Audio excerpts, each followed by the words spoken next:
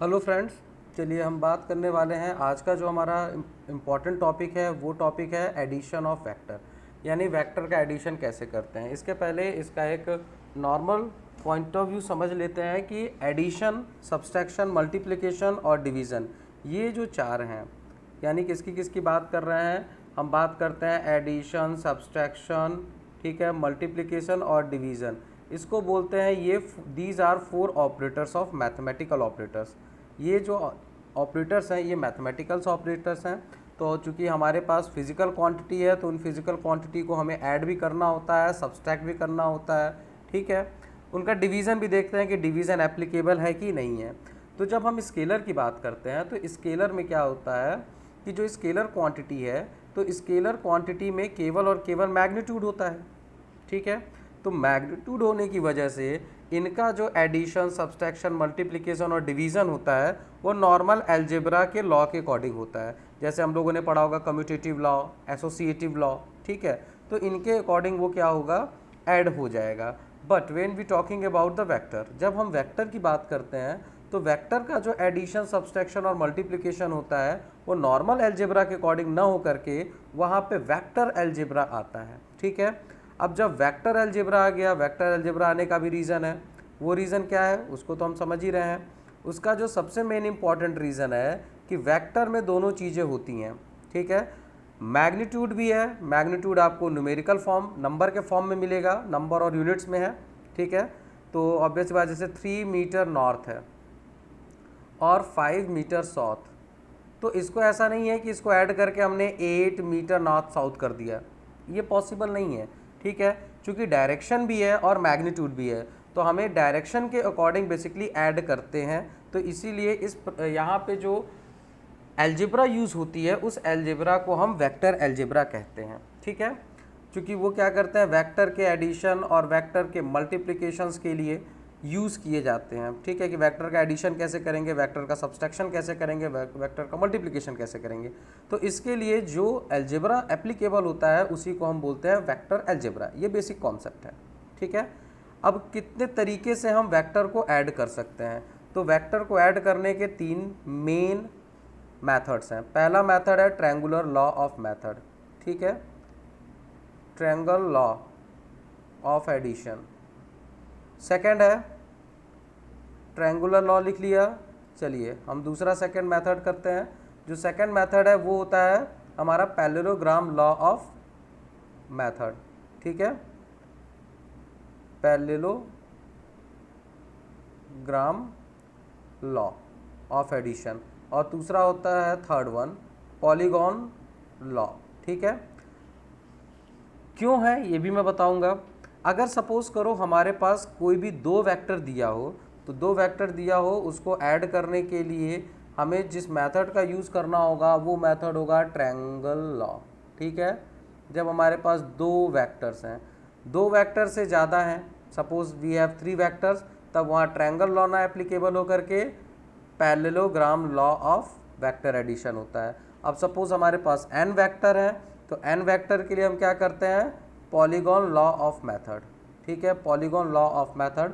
हिंदी में इसे बहुभुज विधि भी कहते हैं। समझ में आ रहा होगा कि if you have more than 3 vectors up to n, तो इसके लिए हम क्या यूज़ करते हैं, पॉलीगॉन लॉ ऑफ मेथड।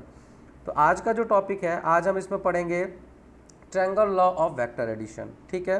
किसको पढ़ना है हमें, triangle law of vector addition में।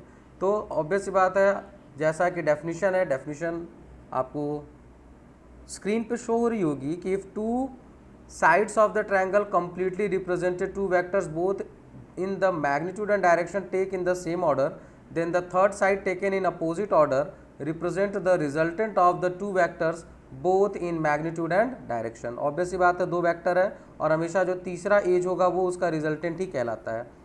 हम लोगों ने ये ट्रायंगल में पढ़ा है, ठीक है, क्लियर है। तो अब यहाँ पे हम देखेंगे, चूँकि इसका प्रूफ आता है करने के लिए, ठीक है, इसको प्रूफ करना है हमें कि वेक्टर का एडिशन कैसे किया जाता है। तो हम लोगों ने यहाँ पे इसको रिप्रेजेंट कर दिया with the help of edges. यहाँ पे ओपी और ओक्यू लिया, इसी फिगर में आप देख सकते हो ओपी है, ओपी एक एज है यहाँ पे, ठीक है। ओपी एक एज ले लिया जिसका मैग्नीट्यूड ए हो गया, और एक ले लिया हमने पी क्यू, ये वाली एज, इसकी वैल्यू हो गई बी, और ये हो गया ऑब्वियस सी बात है उसका नोन रिजल्टेंट। ठीक है, इसमें एक कंस्ट्रक्शन और करते हैं, हम क्या करते हैं क्यू एन परपेंडिकुलर ड्रॉ करते हैं ए पी पे। ठीक है, तो अब इसमें दो चीज़ें आपको समझने वाली होगी कि यहाँ पे जब हम करते क्यों हैं ये बताएंगे, क्योंकि हमें लॉ को प्रूफ करना है। तो हम यहाँ पे क्या करते हैं परपेंडिकुलर ड्रॉ कर देते हैं। ये जो एंगल है थीटा, ये एंगल किसके किसके बीच का एंगल है, ए और बी, वेक्टर ए और बी के बीच का एंगल है, वो है थीटा। तो हम लोगों ने क्या किया, क्यू एन परपेंडिकुलर ड्रॉ कर दिया, किस पे, क्यू एन परपेंडिकुलर ड्रॉ किया है ओ एन पे। ठीक है, हमने क्यू एन परपेंडिकुलर ड्रॉ कर दिया ओ एन पे, तो आप देख सकते हो ओ एन की जो वैल्यू होगी वो होगी O P plus P N. ठीक है, क्लियर है, ये याद रखेंगे क्योंकि इसका आगे हमें यूज़ मिलेगा। तो आप देख सकते हो जब हमने ड्रॉ किया है और यहाँ पे दो एंगल की बात की जा रही है, कंफ्यूज नहीं होना है, ये थीटा ए और बी के बीच का एंगल है और ये एक एंगल यहाँ पे बीटा लिया जा रहा है। ठीक है, तो according to figure let theta be the angle between these two vectors A and B, the vector R represented the magnitude and the direction of the resultant of the vector A and B. For magnitude, magnitude के लिए हम लोगों ने क्या किया, perpendicular draw किया है, जो अभी हम लोग देखा perpendicular draw Q N from Q to meet O P at N when produce. अब यहाँ पे देखेंगे वहाँ पे राइट एंगल ट्रायंगल का कॉन्सेप्ट आएगा, और जब हम लोगों ने परपेंडिकुलर ड्रॉ किया है तो वहाँ पे एक ट्रायंगल फॉर्म हो रहा है, वो ट्रायंगल क्या है, पी एन क्यू। इस ट्रायंगल को देखिए पी एन क्यू, ये ट्रायंगल है। ठीक है, आप देख सकते हो यहाँ पे ये ट्रायंगल दिख रहा है पी एन क्यू। ठीक है, तो ये ट्रायंगल हम लोगों ने यहाँ पे लिया पी एन क्यू।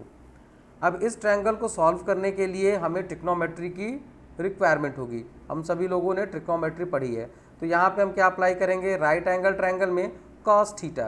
तो हम सब जानते हैं cos theta is equal to क्या होता है, हम लोगों ने पढ़ा है ना, लाल बटा कक्का, हिंदी में पढ़ा होगा, और इंग्लिश में पढ़ते हैं पंडित भोला प्रसाद हर हर बोल। ठीक है, तो ऑब्वियस ही बात है ये क्या है, बेस अपॉन हाइपोटेनस। तो हमने यहाँ पे ले लिया बेस अपॉन हाइपोटेनस, तो कॉस थीटा की वैल्यू क्या है, पी एन की वैल्यू तो पी एन है, लेकिन पी क्यू की वैल्यू ऑलरेडी नोन साइड है तो वो हो जाएगी बी। तो यहाँ से पी एन की जो वैल्यू मिलेगी, पी एन की वैल्यू क्रॉस मल्टीप्लिकेशन के अकॉर्डिंग क्या हो जाएगी, P N is equal to B cos theta.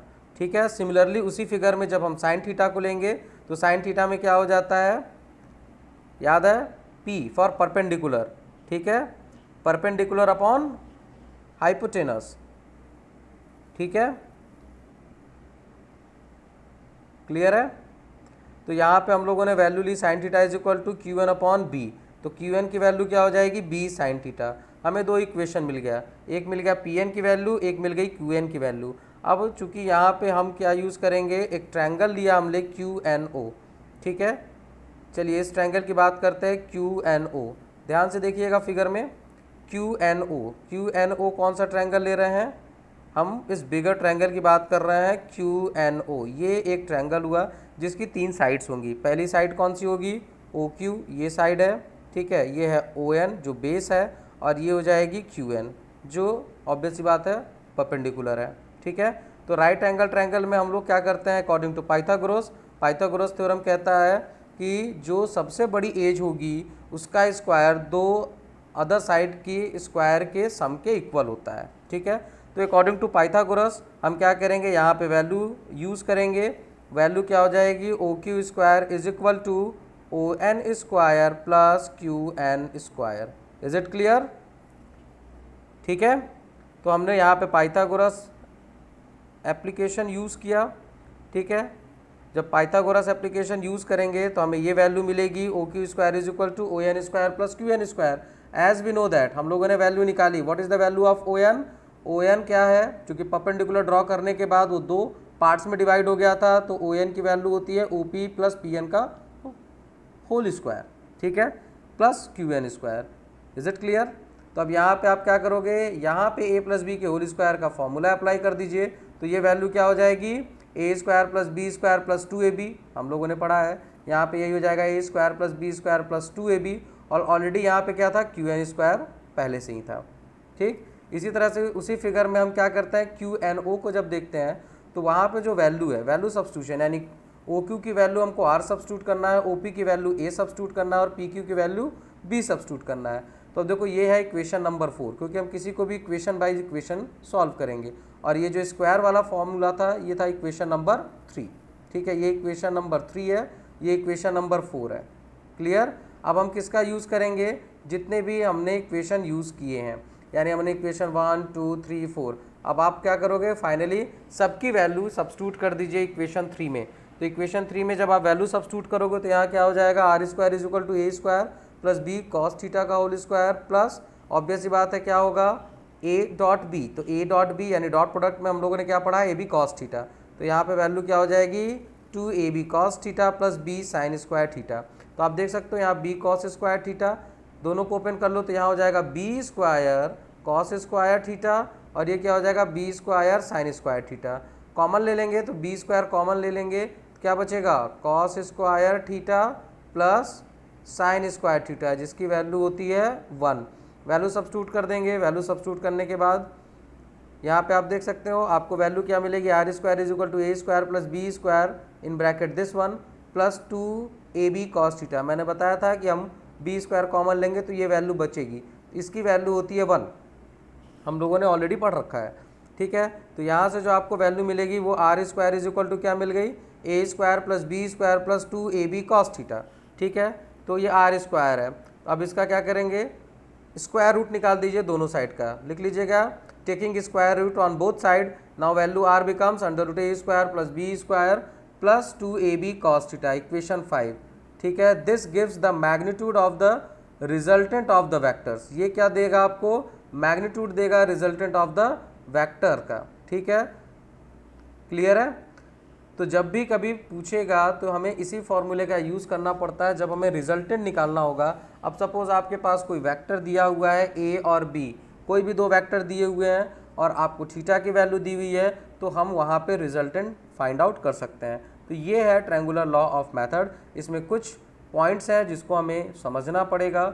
जब हम बात करते हैं for direction the resultant makes angle beta with the vector A in right angle triangle QNO, वहाँ पे हम ले रहे थे QNO, ठीक है। तो tan b is equal to क्या होता है, QN अपॉन ON। तो ON की वैल्यू हम लोग ऑलरेडी जानते हैं, सब्स्टिट्यूट कर देंगे। ON की वैल्यू कितनी हो जाएगी, OP प्लस PN, ठीक है। तो OP की वैल्यू A है, PN की वैल्यू B cos थीटा और QN की वैल्यू B साइन थीटा। तो यहाँ से आप ऑब्वियस सी बात है tan beta is equal to क्या हो जाएगा, B sine theta upon A plus B cos theta. तो बीटा की जो वैल्यू निकालने का फॉर्मूला होता है, ठीक है, उसको हम कैसे फाइंड आउट करेंगे। तो tan universe in bracket B sine theta upon A plus B cos theta, equation number 6। This gives the direction of resultant R of vector A and B with A। याद रखिएगा यहाँ पे जो point है A and B with A है, ठीक है। B and A with B होता तो वैल्यू इंटरचेंज हो जाती, जहाँ पे B है वहाँ पे A हो जाता। किस कंडीशन में, B and A and B with B में, ठीक है। क्लियर है। अब यहाँ पे कुछ केस की बात करेंगे, कुछ एंगल की बात करेंगे। अगर सपोज करो cos theta is equal to 0, क्योंकि cos की बात कर रहे हैं, cos थीटा 0, cos की थीटा की वैल्यू 0 होगी तो वहाँ पे हम जानते हैं कि cos 0 की वैल्यू होती है 1। तो इस कंडीशन में r की जो वैल्यू होगी वो हमेशा मैक्सिमम होगी, यानी रिजल्टेंट मैक्सिमम होगा, ठीक है। अब इसी को आप देख सकते हो, r maximum is equal to आपको क्या मिल जाएगा, अंडर रूट, ऑब्वियस सी बात है जब आप यहाँ पे वैल्यू सब्स्टिट्यूट करेंगे तो आपको क्या मिल जाएगा, under root A square plus B square plus 2ab cos theta. तो ऑब्वियस सी बात है ये ऑलरेडी a प्लस बी के होल स्क्वायर का फॉर्मूला है, तो इसको हम लिख सकते हैं a प्लस बी का होल स्क्वायर अंडर रूट में है तो स्क्वायर से रूट कैंसिल हो गया। तो आपको r इज इक्वल टू क्या मिल जाएगा, जब मैक्सिमम होगा तो a प्लस बी, किस कंडीशन में, when theta is equal to 0, ठीक है। उस कंडीशन में जब रिजल्टेंट हम tan बीटा की बात करते हैं तो उसकी वैल्यू आपको मिलेगी 0। आप यहाँ से देख सकते हो साइन, क्योंकि साइन 0 हो जाएगा, साइन 0 की वैल्यू होती है 0, ठीक है। तो यहाँ पे आप देख सकते हो साइन की जो वैल्यू है वो हो जाएगी अगर 0 तो बीटा की वैल्यू कितनी हो जाएगी, 0। 0 अपॉन कोई भी डिनोमिनेटर है तो वैल्यू 0 ही होती है, ठीक है। दूसरी कंडीशन है कि जब हम थीटा की वैल्यू 180 रख रहे हैं, 180 समझ में आता है ना, थीटा की वैल्यू 180 है तो इक्वेशन 5 और 6 में आपको रिजल्टेंट मिनिमम मिलेगा। रिजल्टेंट क्या मिलेगा, मिनिमम, क्योंकि उसकी वैल्यू होती है -1 तो वहाँ पे जो फार्मूला बना था A square plus B square minus क्या हो जाएगा 2ab, क्योंकि कॉस थीटा यानी कॉस 180 की वैल्यू -1 रखना है, तो ये फार्मूला किसका होता है a माइनस बी के होल स्क्वायर का। तो r is equal to a minus B कब मिलेगा, जब थीटा की वैल्यू 180 होगी।